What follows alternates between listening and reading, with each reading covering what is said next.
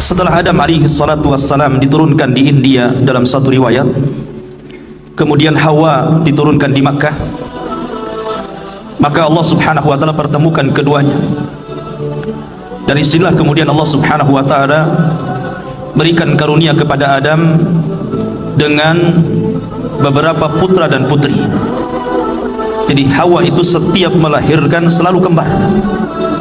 Jadi ada laki-laki, ada perempuan. Dan Hawa melahirkan sampai 20 kali. Artinya bahwa Nabi Adam alaihi salatu wassalam memiliki anak 40, 20 laki-laki dan 20 perempuan. Begitulah Allah subhanahu wa ta'ala berikan pasangannya masing-masing. Maka di antara putra dan putri Adam alaihi salatu wassalam, yang paling sulung atau yang paling besar adalah Habil, karena Qabil itu adiknya. Lah karena keduanya sudah dewasa, maka Allah subhanahu wa ta'ala mensyariatkan kepada Adam untuk menikahkan keduanya. Maksudnya pasangan Habil dinikahkan dengan Qabil dan pasangan Qabil dinikahkan dengan Habil. Lah kebetulan Habil ini ketika dilahirkan pasangannya itu kurang cantik, berbeda dengan Qabil, pasangannya sangat cantik sekali. Ketika Allah subhanahu wa ta'ala memerintahkan Adam agar Habil menikahi kembarannya Qabil dan Qabil menikahi kembarannya Habil, naluri Qabil berjalan. Kalau saya menikahi kembaran Habil, istri saya tak cantik. Enak kali si Habil itu dapat pasangannya. Dari sini kemudian ikhwafilin muliakan Allah subhanahu wa ta'ala, syaitan datang memberikan was-was kepada Qabil. Akhirnya Qabil memiliki penyakit yang disebut dengan hasad. Inilah penyakit yang pertama kali muncul di bumi. Karena hasad itu penyakit yang pertama kali muncul di langit ketika iblis hasad kepada Adam, dan hasad pula penyakit yang muncul pertama kali di bumi ketika hasadnya Qabil kepada Habil. Lah di sini ikhwafilin muliakan Allah subhanahu wa ta'ala, Allah subhanahu wa ta'ala menggambarkan kisah ini di dalam surah Al-Maidah ayat 27, 28, 29 dan 30 serta 31. Allah subhanahu wa ta'ala berfirman, "Watslu alaihim naba abnai Adam bil haqq." Bacakan wahai Muhammad kepada mereka tentang kabar dua putra Adam bil haqq, dengan kebenaran. Idz qarraba qurbanan, ketika keduanya berkurban, mendekatkan diri kepada Allah subhanahu wa ta'ala. Fatuqbila min ahadihima, tapi Allah hanya menerima satu di antara keduanya. Walam yutaqabbal minal akhar, dan Allah tidak menerima kurban yang lainnya. Qala, berkata salah satunya, la aqtulannaka, saya akan bunuh engkau. Qala, maka orang yang dibunuh itu mengatakan, yang akan dibunuh itu mengatakan, innama yataqabbalullahu minal muttaqin, sesungguhnya Allah hanya menerima kurbannya dari hamba-hambanya yang bertakwa. Kisahnya begini ikhwan. Jadi ketika Nabi Adam alaihi salatu wassalam memerintahkan putranya ini menikah, Qabil ini menolak, tidak mau. Enak saja saya menikahi wanita yang kurang cantik, saya mau tetap dengan kembaran saya. Adam ini bukan bapak diktator, bukan bapak yang artinya memaksakan anak-anaknya, tidak. Dia tetap berusaha supaya Qabil ini mau menerima perintah Allah. Dari situlah kemudian Adam alaihi salatu wassalam berdoa, maka turunlah syariat untuk kurban. Ketika ada putusan untuk berkurban, maka Habil kemudian berkurban dengan hartanya, karena dia seorang peternak, maka dia kurbankan kambing terbaiknya. Lah Qabil ini bukan peternak tapi petani. Karena memang dari awal dia sudah hasad kepada Qabil, kemudian dia melihat pandangan berbeda kepada ayahnya, seolah-olah ayahnya berpihak kepada Habil. Dari situlah kemudian Qabil pun seolah-olah tidak terima dengan perintah Allah. Makanya kemudian dia asal-asalan mengambil buah-buahan yang jelek gitu kan, yang kalaupun diberikan kepada binatang tidak mau makan bahasanya. Tapi karena itulah Qabil marah gitu kan, dia bawa sekeranjang buah-buahan yang buruk dinaikkan ke atas gunung. Di sini Allah subhanahu wa ta'ala berfirman dalam Al-Quran ini, idz qarraba qurbanan fatuqbila min ahadihima, maka Allah hanya terima satu saja dari keduanya. Walam yutaqabbal minal akhar. Allah kirimkan api dan hanya melahap kambingnya si Habil saja. Maka ketika Qabil melihat bahwa kurban dia ditolak, marah dia.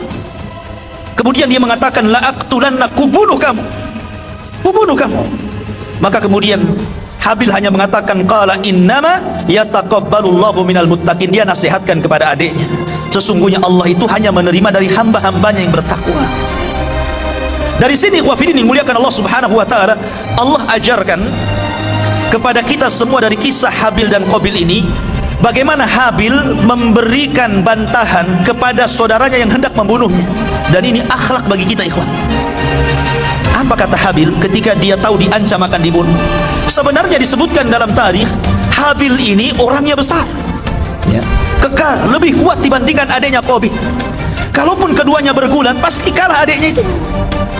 Lah, apa yang diajarkan Habil kepada kita?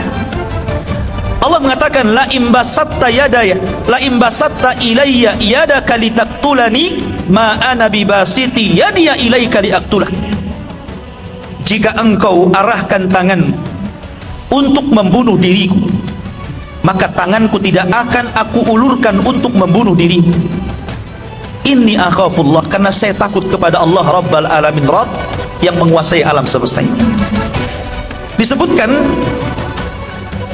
oleh Al-Imam Ibnu Katsir rahimahullahu ta'ala dalam Bidayah wa Nihayah, beliau mengatakan ketika suatu waktu Habil ini telat pulang. Ketika itu Adam alaihi salatu wassalam memerintahkan Qabil untuk mencari Habil. Dicarinya Qabil ini, Habil ini oleh Qabil. Rupanya setelah dia mencarinya itu, dia melihat abangnya sedang tertidur. Maka dia ambil batu, kemudian batu besar dibenturkan di kepalanya. Meninggallah Habil ini. Lah, ketika meninggal, ikhwafidin muliakan Allah subhanahu wa ta'ala, Qabil pulang seolah-olah tidak bersalah dia. Ketika itu lama Adam kehilangan Habil. Akhirnya Qabil itu mulai diliputi rasa takut dan menyesal. Kemudian dia pun pergi meninggalkan Adam alaihi salatu wassalam. Dia ambil lagi jasad Habil, kemudian dia bawa ke sana kemari. Ada yang mengatakan dalam sebuah riwayat sampai bertahun-tahun. Artinya Allah subhanahu wa ta'ala rawat jasad Habil, tidak musnah di makan tanah itu. Bertahun-tahun bingung dia harus diapakan jasad ini. Sampai pada suatu waktu akhirnya kemudian Allah subhanahu wa ta'ala mengutus ghuraban, faba'atsallahu ghuraban. Maka Allah subhanahu wa ta'ala kirimkan burung gurab, burung gagak.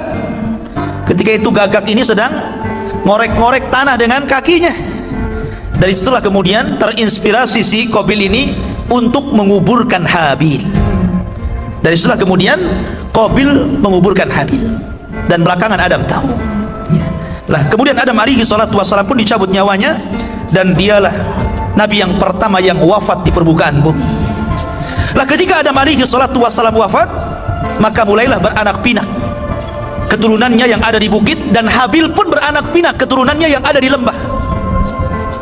Dari sini ikhwafidin muliakan Allah subhanahu wa ta'ala, Allah subhanahu wa ta'ala mulai memisahkan mana orang-orang yang baik, mana orang-orang yang jahat. Sampailah kemudian Allah subhanahu wa ta'ala mengutus Nabi Allah Syith. Nabi Allah Syith ini, ikhwan, masih putra Adam, karena dia dalam bahasa Arab itu hibatullah. Allah hadiahkan kepada Adam pengganti Habil ini seorang nabi namanya Syith. Dan Allah memberikan 50 lembar sahifah kepada Syith. Makanya ada hadis yang mengatakan Allah menurunkan kitab dari langit itu sebanyak 104 kitab. Yang 4 ma'ruf, Taurat, Zabur, Injil, Taurat, Zabur, Injil, dan Al-Quran. Itu yang 4. Yang 100 itu disebut suhuf namanya. Yang 50 suhuf lembaran diberikan kepada Syith. Kemudian yang 30 diberikan kepada Idris. Kemudian yang 10 disebut diberikan kepada Ibrahim, dan yang 10-nya lagi diberikan kepada Musa selain Taurat. Makanya Allah mengatakan wa inna hadza lafi suhufil ula.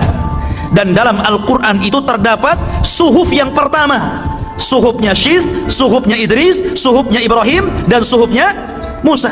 Makanya Allah mengatakan inna hadza lafi suhufil ula suhufi Ibrahim.